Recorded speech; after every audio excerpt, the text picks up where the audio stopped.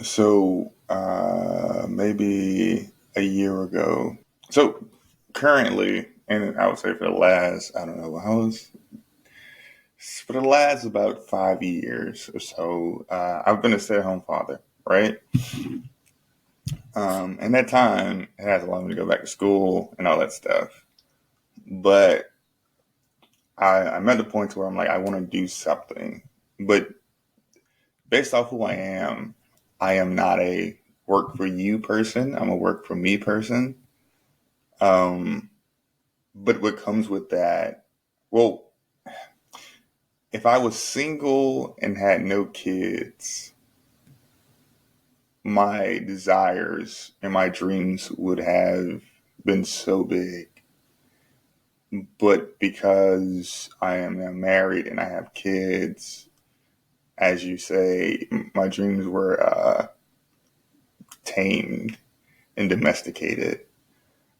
And so God says, anything you do, you'll be successful. You just have to do it.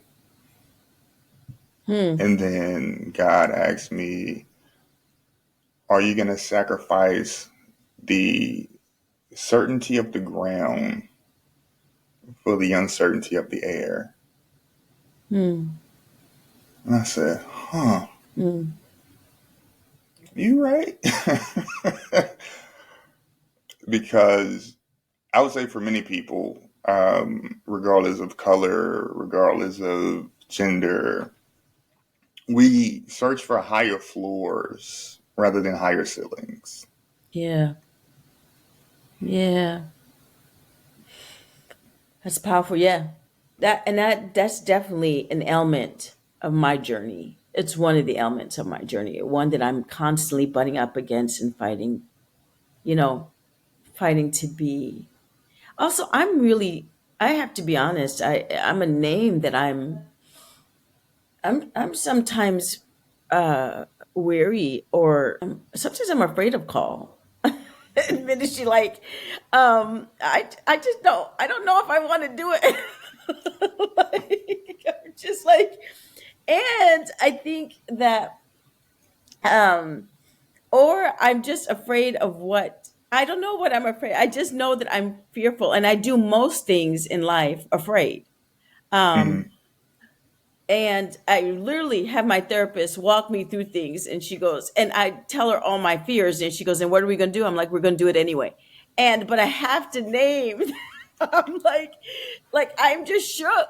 I'm still going to do the thing, but that is how I actually move in ministry. Is I move scared, and I kind of want to be more um less afraid of myself, or less afraid of call. And that's like a deep hope of me, is that I'm just not so afraid of what's in me.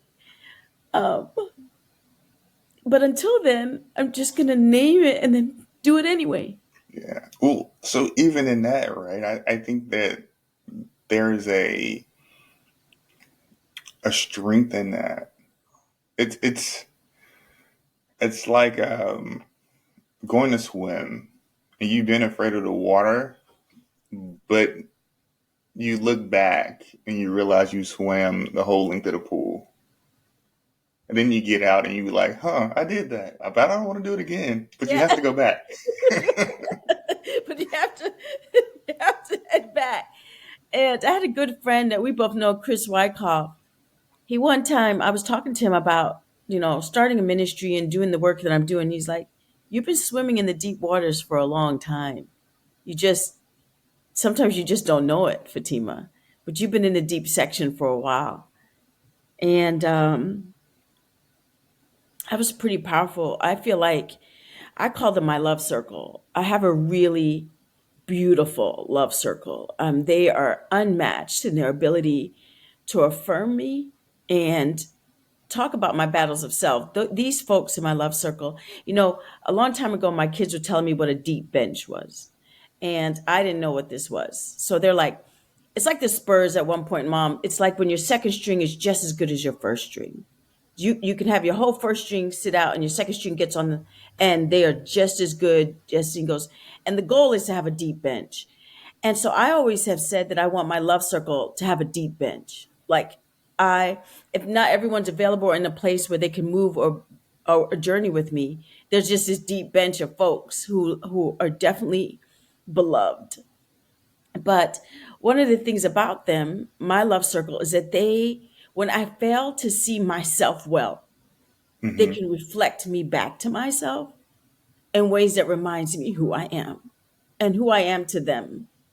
And that has been one of the most powerful sort of,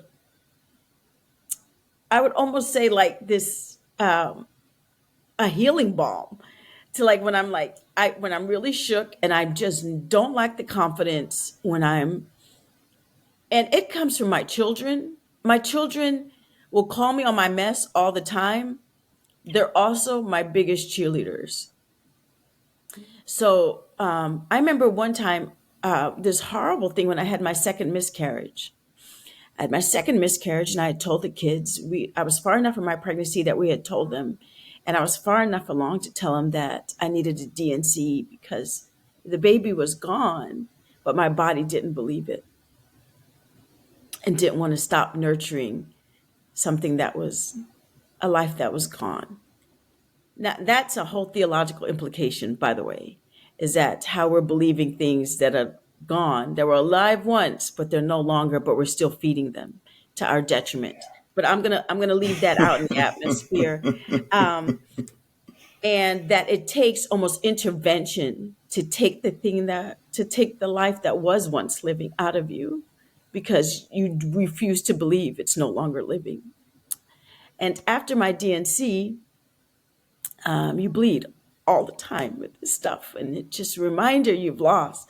And I remember coming home and my kids all knew, and I woke up in the middle of the night and I found all of them in some way shape or form had taken their blankets and they were sleeping around my bed on the floor. And I woke up and I knew I was like surrounded in life, in their love. And it's moments like that you like heartbreak, but then you remember you're deeply loved. And as hard as things are, there are people who see you and are willing to journey right alongside you. And so for me, the battle of self, for me, it'll be something I'm doing to the end to take my last breath. And what is a stabilizing grounding force is absolutely the love circle I have. It's just these amazing people. When I call, or even my husband, which I call, he's my rage bearer. He's a wonderful rage bearer. And I'm going to say this to anyone within the sound: get people in your life that will get angrier for you than you can get for yourself, because they are like a catharsis to the soul. But my husband has the ability to get really mad on my behalf, and it allows my own sense of anger or whatever to almost just dwindle because he's angry for me. And then I'm like, oh, it's not that bad. Then it's okay, it's because he's raging. And my love circle has all sorts of a really diverse group of people, from trans and queer, atheists to agnostics. They span ages. And I couldn't be any more grateful for the deep love they have for me. I would definitely say my life and my sense of self has been deeply built by love. It just, I couldn't be here without the grounding force of those who love me and then let me fly.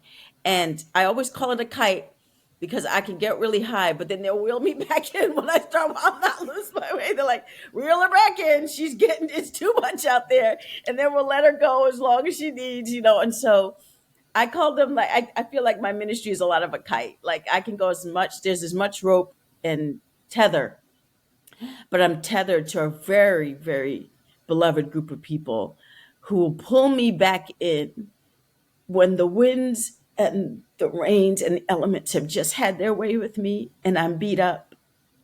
I need to come back in, get patched up, and then they send me on my way again. Yes, I would say I had never, at least I wasn't aware. I had not been aware. I knew that like my siblings and my grandmothers and my mother, I know they loved me, and I knew that they would take like um, I was untouchable. Let's say that. Hmm.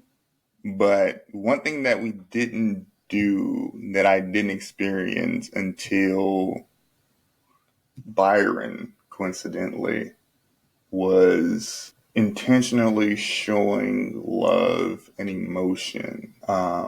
And truly, and how long was it? I'm at 14, 2014, and then I left in what, 17? So in that time, specifically, I would say the first year, man, he showed me so much. Like really, he showed me how to be unconditionally present, physically, emotionally, spiritually for Hmm. someone. And I I didn't understand. Hmm. I didn't. I'm like, what is this guy? What does he want from me? He's like, what is this? Who are you? What are you? What are you doing? Um, but he taught me that. Like I learned that from him specifically. Hmm. Uh, and since that moment of accepting it, I tried to be that for other people. And also, I welcomed it from other people. Yeah. To welcome love is an amazing. In my period of quiet, I've just been thinking about all the ways that I've been loved, the different ways that I've been shown love, because they've not all been the same. And some, Right. um, but I feel like God wants us in many ways, not just us, particularly me at this point, to have a good love memory. And by that, I mean that I've been in many ways abundantly loved to the best of the ability of quite a number of folk, and to not forget how that love showed up. It's as if Jesus never healed. It's very rare that Jesus healed the same way. Hmm. And the difference, everything from spit, mud, and wash and touch, and not even touching, and not even there in the place, and they're healed. And um, it's that I think part of the journey of and moving and seeing Jesus in miracles was that Jesus was moving in vast ways of the miracle. Hmm. And I feel like love's the same. If love isn't in and of itself a miracle, um, but that it moves in vast and different ways, and sometimes it comes in these unexpected, sometimes even gritty, messy ways. Um, Not always clean. Sometimes they're clean and lovely, and sometimes they're a little grittier and dirtier. Like when you're told, I remember one time my mom told me in high school, "You're being a real snot, you're just kind of being arrogant and not thinking you're better than folk." And I remember being so horrified that she said that to me, and yet she was right. I was 16, 17, and just acting a plumb fool. And that's kind of a gritty love. That's kind of a messy, gritty love. I call that like a Yeah. spit and mud. Like, ugh. You Yeah. need to open up your eyes and not be so blind as to who you are being at this time. And so, That um, one. That's what I'm familiar with. um, I've also been the recipient of. I've had my children sometimes at school or daycare or picking them up, and a love that's excited to see you, like that runs to you, and like you are the person they've been waiting to see. That is unspeakable to me. Like, it's just, what is love when someone like lights up, runs to you as if You are the human in their life. And I don't want to forget that. I think there's a reason why so much of the Old Testament is built on a memory work, Hmm. is because I think part of us is not to forget or not to miss the many ways that miracles, love show up. Um, and I'm really bent and on trying to name and move in love memory. Um, and I am hoping that Holy Spirit, it says it will bring all things to your remembrance, will help me remember everything from the nitty gritty of love to the most pure form of just looking at you like my children sometimes have, like as if I themselves am their world. So I think that has been my journey of this season. Yeah. I'll leave with one thing. God moves in necessity and purpose. Yes. Um, in my younger years, I thought the gritty love, right? I didn't necessarily recognize it as love. Hmm. I just saw it as what was. Hmm. Fine, we can go there. So my relationship with my mother was non-existent to horrible, Hmm. right? And for the longest, I didn't understand why someone would do this to their kids.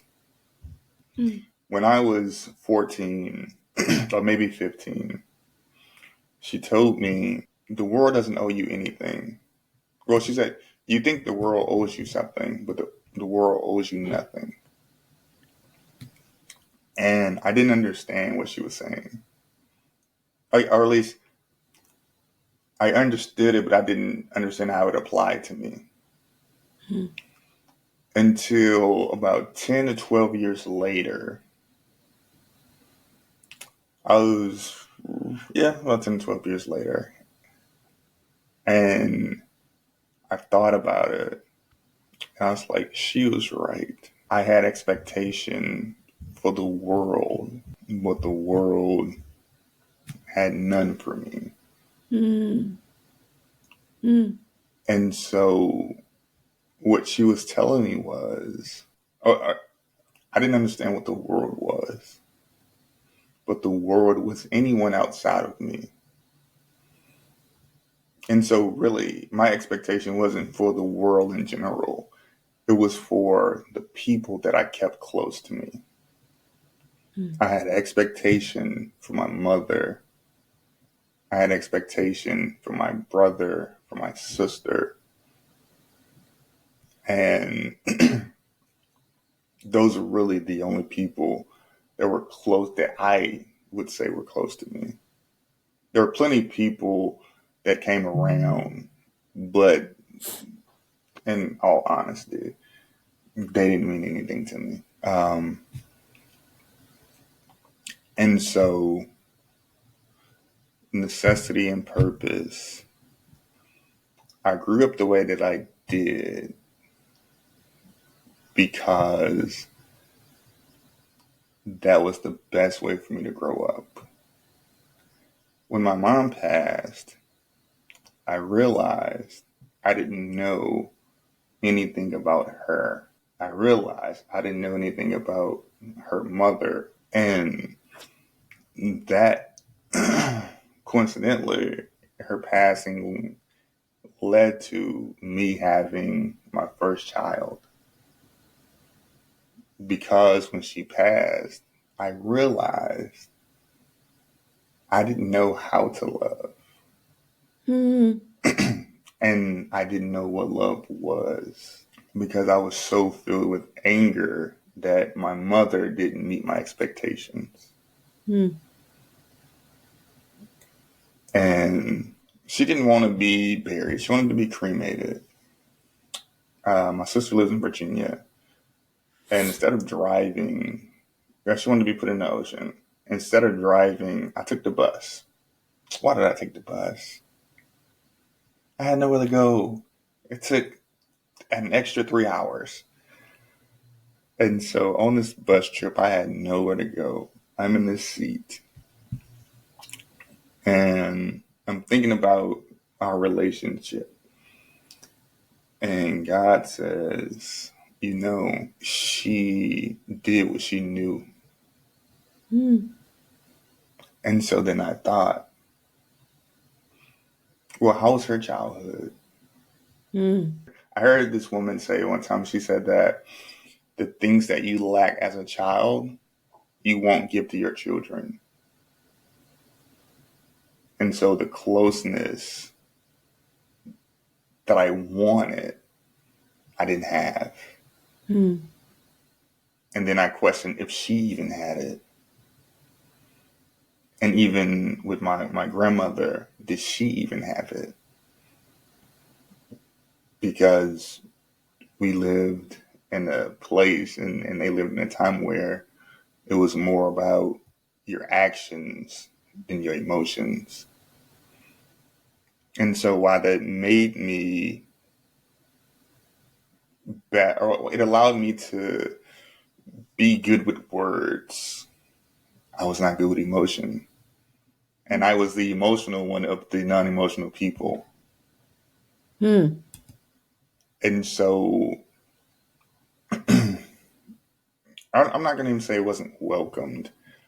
Again, like I said, fitting into society was always was always a war for me or a battle for me. And so because they didn't emote, right? I thought I shouldn't have either. Because then that made me look like the weaker one of the others. But in reality, they gave me the space so that I could continue. And I didn't see that until the space was no longer there. And so when I was a kid, well, no, not even as a kid. I feel like, yeah, when I was a teenager, I thought that I had a difficult life. But the only true battles that I ever had was with myself. I've never had a battle with anyone outside of myself. But Hmm. at times I looked at the world like I looked at myself. I want to say that as we end this, and I know you were saying you just want to Yeah, impart it it. kind of went longer. No, no, no, no. I love what you were saying. I think I'm an impression in one of my former faiths. There was a idea, religious tradition I was a part of. There was an idea that folk who stopped generational like things or were intentional about, hey, that was my experience, but this won't be the experience of my children. Have a special anointing and call in their life to stop something and start something that would have met their needs, would have been something they would have wanted. And they're going to embody the very thing that they craved and longed for. And what that means for that person to stop that historical track and the kind of spiritual strength and anointing on that person to change and to do it differently. And so I just want to offer you a blessing that as you move in your own powerful anointing and call and life, all the ways in which you would desire to live into the fullness of the love that exists in you and that God has given in you, that you can do it magnificently. I received that. And I also think that's why I have a son now. Because so much was based off gender, right? What's acceptable based off gender. And I told him, I said, listen, I'm going to hug you and I'm going to kiss you. I'm going to tell you I love you every day of your life. And I'm going to communicate with all of you. You need a voice. And you need to know who I am or who I was and all that other stuff.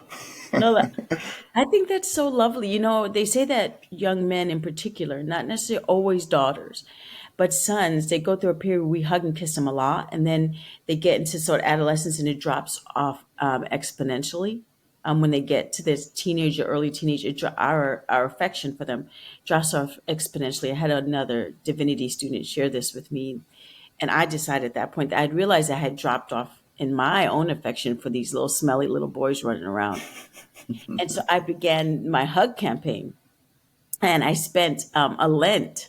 My Lent was to find a million ways to say I love you to my children.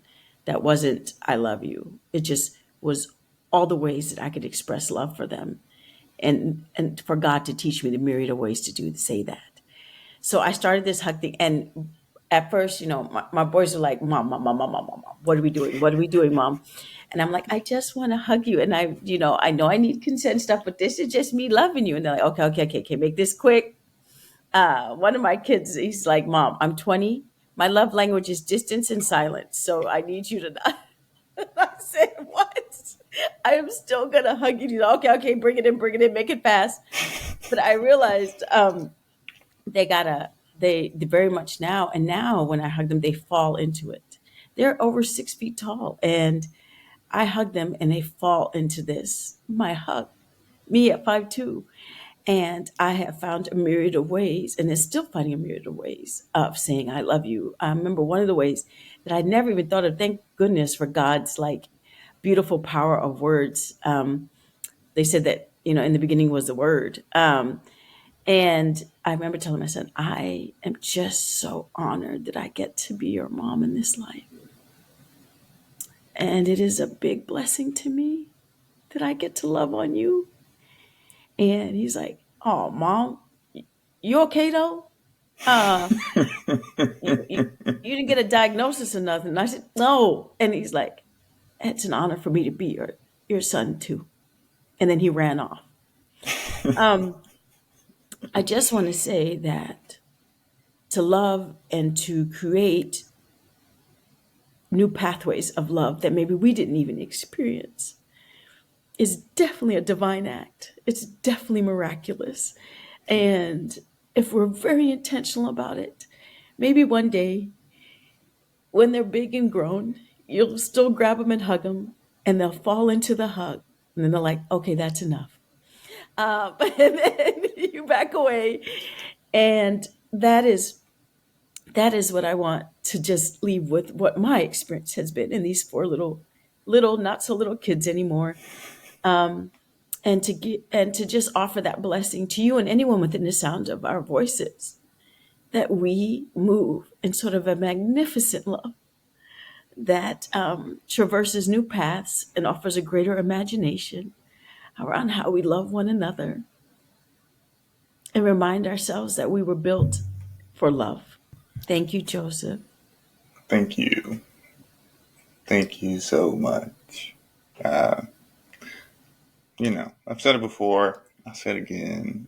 I There's no one other than you that I would travel to see, to hear, to be in your presence, because you are authentic, you are humble, you're transparent, and it's all powerful and genuine. And, yeah. Joseph, do you mind if I like take those words and hold them today? Because I've been feeling pretty crappy lately. So I'm just gonna like hold your words and like hold them up, maybe even put them on my mirror and be like, "Fatima, someone in the world, Joseph thinks you are worth traveling to hear, Oh, and listen, you're no. worth it." So thank you so much for that. It's been, like I said, it's been a hard year, and I hold your words like deeply, and they matter to me. They offer me light. So thank you so very much. No, listen, it's not just me. Both of us. Both of us would. We've talked about it all the time. It's like, listen, if we see it, we're definitely going. Any I don't know about the other stuff, but just give me your specific time and we'll be there. When you're done, we're done. We're gone. and we're gone, but for sure. No, Thank you. thank you for coming on, and No, thank you for sharing. and will you give a big hug to your wife for me? I will. And an extra hug to every single one of your babies, just cause, okay? I absolutely will. Have a beautiful season and blessings. Blessings in love as you move majestically in it, Joseph. Thank you. You also.